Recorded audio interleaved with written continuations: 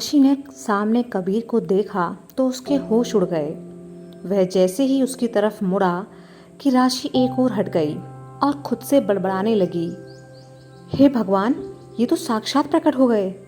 अरे मैंने तो बस थोड़ी खिंचाई की थी और ये सच में दर्शन देने आ गए। हद है यार, मतलब इंसान मजाक भी ना करे अब। राशि तू तो गई। अगर इन्होंने तुझे यहाँ देख लिया तो हो सकता है कि सभी के सामने डांट दें। इससे तो हमारी इज्जत का फालूदा बन जाएगा। राशि इसी उधेड़-बुन में थी कि कबीर कमरे के अंदर चला गया। कुछ वक्त बाद उसने जब कबीर की तरफ देखा तो वो गायब था। राशि उसे इधर उधर देखने लगी कि मेजर तूफान कहाँ गए, लेकिन वो उसे नहीं मिला। राशि परेशान हो गई कि सर सच में थे या उसका वहम था।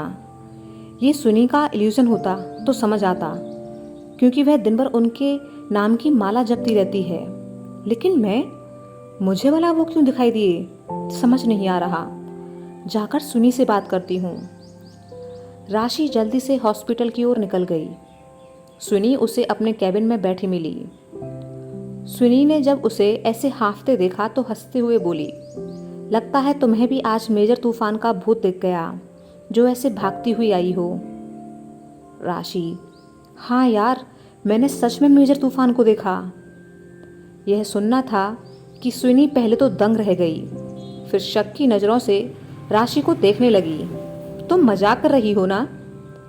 राशि, बिल्कुल नहीं, अभी मैं किसी काम से बेस गई थी।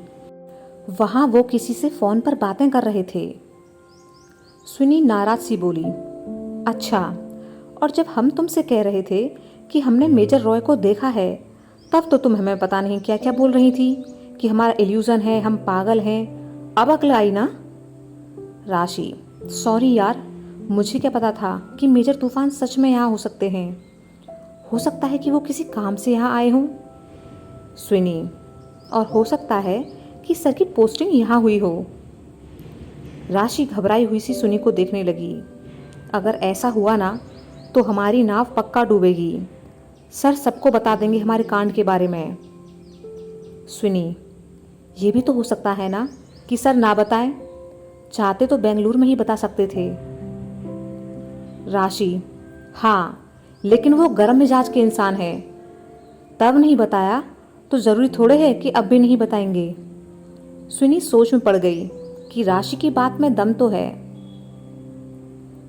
कुछ वक्त की खामोशी के बाद राशि मुस्कुराते हुए बोली, वैसे यार मानना पड़ेगा, सर का नया लुक भी बड़ा जच रहा है उन पर। सुनी यह सुन चौंकी। नया लुक? कौन सा नया लुक? राशि, अच्छा, जैसे तुझे तो कुछ पता ही नहीं है। अरे मैं उनके बियर्ड लुक की बात कर रही हूँ। एकदम राजपूत लग रहे थे। वैसे मुझे समझ में नहीं आ रहा कि हम तो तकरीबन 2-3 हफ्ते पहले ही मिले हैं, लेकिन मेजर तूफान को देखकर लग रहा था कि पिछले 4-5 महीने से शेव ना किया हो। अजीब बात है ना? सुनी यह सुन हंसने लगी। बियर्ड? किसको देख लिया तुमने? मेजर सर के कोई बियर्ड नहीं है, वो तो पहले की ही तरह क्लीन शेव हैं। राशि, नहीं यार, मैंने खुद देखा है। लगता है तूने किसी और को देखा होगा, या फिर अंधेरे में पता ना पड़ा हो। सुनी, ऐसे नहीं होता राशि। जब अंधेरे में हमने ये देख लिया कि वो ऋषभ सर हैं, तो क्या हम बियर्ड नहीं देखते? दोनों में बहस होने लगी कि कौन सही है और कौन गलत। जब कोई नतीजा नहीं निकला तो राशि बोली, ऐसा तो नहीं कि हम दोनों ही सही हों। सुनी चौंकी, ऐसा कैसे हो सकता है? राशि, कहीं सर कोई जादू टोना तो नहीं कर रहे ना हम पर? इसीलिए हमें उस रोज बस डांट कर छोड़ दिया था कि ऐसे परेशान करूंगा। सुनी, बिल्कुल नहीं, जादू टोना कुछ नहीं होता।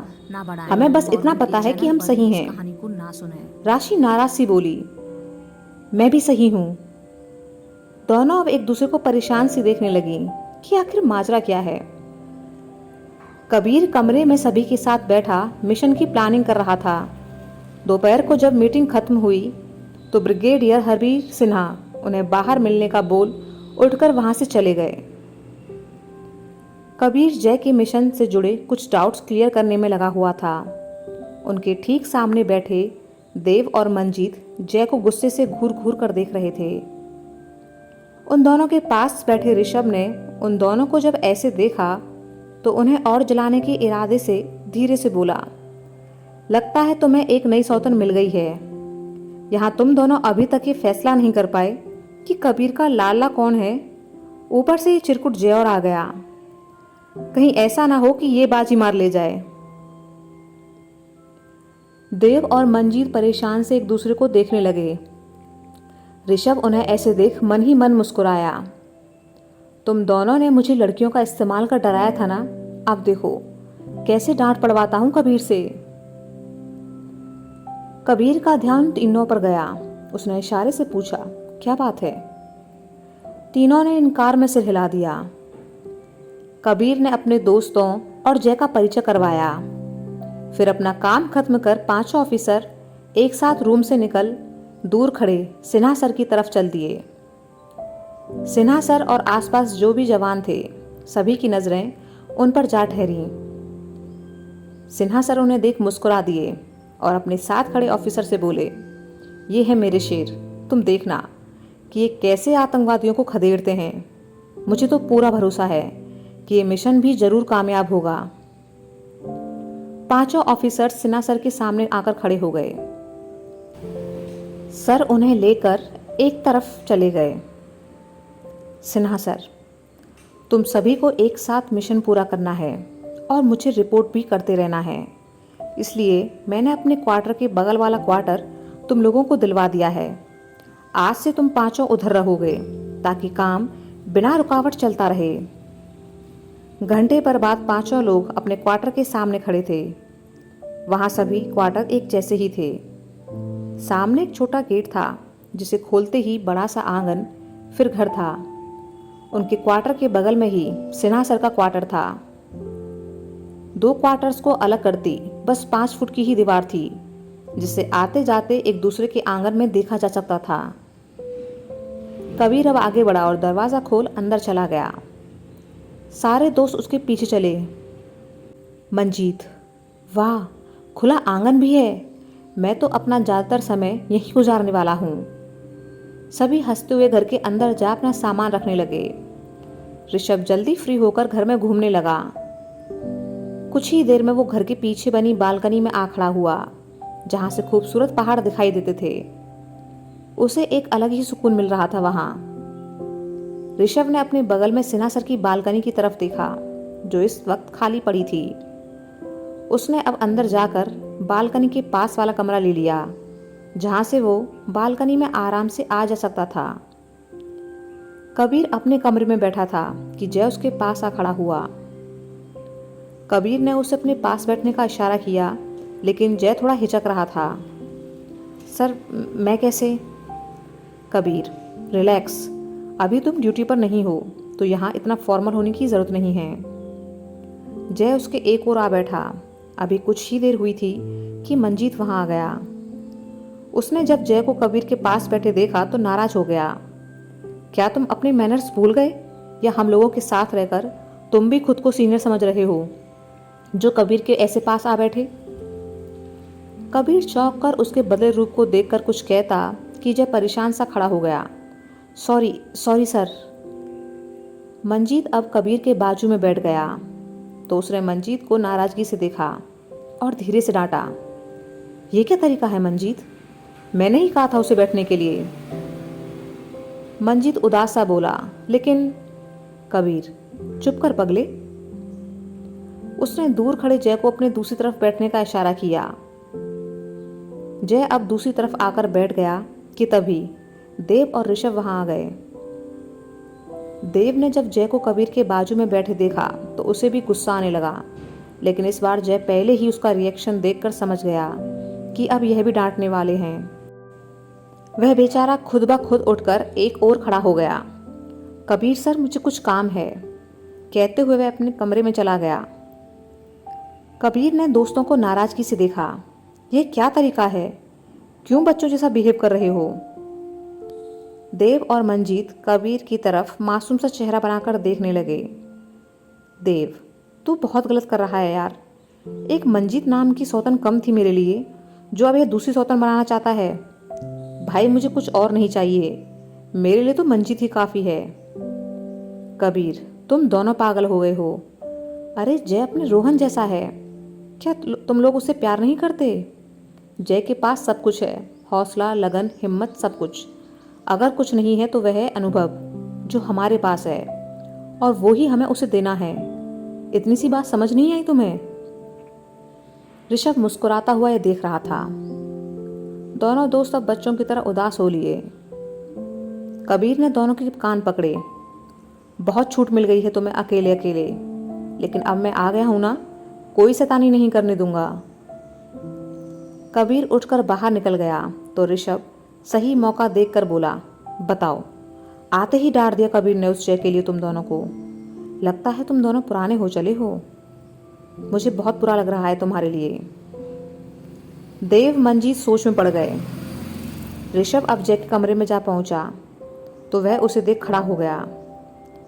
ऋषभ ने आगे बढ़ उसके कंधे पर हाथ रखा। यहाँ तुम्हें इतना फॉर्मल होने की जरूरत नहीं है। तुम्हें देव मंजीत की बात का बुरा तो नहीं लगा? जय, नहीं सर। ऋषभ, गुड। देव और मंजीत अपने दोस्त से कितना प्यार करते हैं ये तो तुमने देख ही लिया होगा। ये दोनों उसके लिए अपनी जान दे भी सकते हैं और जान ले भी सकते हैं। इसमें कोई शक नहीं कि ये दोनों बहुत अच्छे हैं, लेकिन अगर तुम इनके कबीरे का ज़्यादा ध्यान या समय लोगे तो इनको बुरा लगेगा। इतने सालों में ये दोनों आज तक तय नहीं कर पाए कि कबीर इनमें से किसे अपना सबसे करीबी मानता है। ऊपर से तुम और इस कंपटीशन में उतरना चाहते हो। जय, नहीं सर, मैं किसी कंपटीशन में नहीं हूँ, और देव सर, मंजी सर के तो बिल्कुल भी नहीं। ऋषभ, घबराने की जरूरत नहीं है। अगर इन दोनों में से कोई भी तुम्हें तंग करे तो कबीर को बोल देना, और डरना नहीं। जय सराफत से बोला, यस सर। ऋषभ वहां से निकल अपने कमरे में जाने लगा कि जय ने उसे रोका। एक सवाल था सर। ऋषभ वापस मुड़ा। बोलो। जय, आप और कबीर सर बिल्कुल एक जैसे हो। अगर कभी पता लगाना हो कि कौन कबीर सर है और कौन आप हो तो कैसे पता चलेगा? ऋषभ हंस दिया। कबीर ने बताया कि तुम बहुत काबिल हो। आज का पूरा दिन है तुम्हारे पास, खुद पता लगा कर दिखाओ। जय, मैं निराश नहीं करूंगा आपको। ऋषभ, यही उम्मीद करता हूं। ऋषभ वहां से चला गया। इधर अजमेर में राधा माँ ने रोहन से पूछा कि तू ही बता दे कि तुझे कौन सी लड़की पसंद आई। रोहन, माँ, मेरी भाभियाँ जिसे पसंद करेंगी मैं उसे ही पसंद कर लूँगा। तारा मौली ने एक फ़ोटो निकाला और माँ के हाथ में रख दिया। मौली, मुझे तो ये सही लग रही है। राधा माँ, ये तो ऋषिकेश वाली है। ठीक है, कल इसके घर फ़ोन करती हूँ, फिर ऋषभ की फाइनल करते हैं। शाम को मंजीत ने अपने घर फ़ोन किया और साहिबा को बातों ही बातों में बता दिया कि उनका ट्रांसफ़र कश्मीर में कबीर के साथ ही हो गया है। एक बार फिर सारे दोस्त मिल गए हैं। यह सुनकर साहिबा बहुत खुश हुई। मंजीत से बात कर उसने सीधे तारा को फ़ोन कर यह खुशखबरी दे दी। तारा जो अपने कमरे में बैठी थी खुशी से चीखते हुए बाहर आ गई और माँ के पास बैठ गई। रोहन और मौली भी वहाँ आ पहुँचे। राधा माँ, क्या हुआ, क्यों खुश है इतनी? तारा, माँ, साहिबा भाभी का फ़ोन आया था। उन्होंने बताया कि तीनों दोस्तों का ट्रांसफ़र कबीर के साथ हो गया है। अब चारों एक साथ हैं। यह सुनते ही माँ, मौली और रोहन बहुत खुश हो गए। मौली, सारे कितने ज़्यादा खुश होंगे ना, बहुत मज़ा करने वाले हैं वो फिर से। माँ, अब मुझे अपने बच्चों की इतनी फिक्र नहीं है। सभी साथ हैं तो एक दूसरे का ख्याल अच्छे से रख सकेंगे। बस इसी तरह वो हमेशा साथ रहें। तारा की आंखें थोड़ी नम हो गईं और वह अपने कमरे में चली गई। मौली यह देख उसके पीछे आई। क्या हुआ तारा, तू रो रही है? तारा ने मौली को गले से लगा लिया। नहीं, मैं बस बहुत बहुत खुश हूँ, क्योंकि इस ट्रांसफ़र से सबसे ज़्यादा खुशी तो मुझे ही मिली है। मेरे कबीर को उसके दोस्त फिर से जो मिल गए हैं, वो एक बार फिर से खुलकर जी पाएगा। उसने कभी कहा नहीं, लेकिन उसकी बातों से साफ पता चल जाता था कि वो कश्मीर में खुद को कितना अकेला महसूस करता था। पर अब उसके भाई उसके पास हैं। मौली, हाँ, अब सब पहले जैसा हो जाएगा। उधर अपनी शिफ्ट खत्म कर राशि और स्विनी अपने क्वार्टर की तरफ चल दी। दोनों इसी उधेड़-बुन में थीं कि ये ऋषभ का मसला कैसे हल करें। यही सोचते हुए दोनों अपने क्वार्टर पर आईं और छोटा गेट खोल आंगन में आ गईं। राशि, यार कश्मीर जमा ही नहीं हमें। पहले तो क्वार्टर नहीं मिला, फिर हमें ब्रिगेडियर रैंक वालों का ये क्वार्टर मिल गया, और अब ये मेजर तूफान भी पीछे पीछे आ गए। स्विनी, पता नहीं क्या हो रहा है ये सब। चलो पहले थोड़ा आराम करते हैं, फिर सोचेंगे आगे का। दोनों अब आगे बढ़ अंदर चली गईं। तभी उनसे एक क्वार्टर छोड़ दूसरे क्वार्टर का दरवाज़ा खुला और 3 दोस्त बाहर निकलकर आंगन में आ गए। उन तीनों के दिमाग में मिशन से जुड़ी बातें चल रही थी। वो तीनों किसी ठिकाने की रेकी के लिए जा रहे थे। जय और मंजीत को घर पर ही रुककर काम देखना था। कबीर ने ऋषभ और देव को देखा और उन्हें चलने का इशारा किया। वो तीनों अब आंगन से बाहर निकल आए। थोड़ी देर बाद ब्रिगेडियर सर की गाड़ी आकर रुकी, जिसमें से वो बाहर निकले। उन्होंने गाड़ी के अंदर किसी को बैठे देखा और फिर उसे बाहर आने का इशारा किया।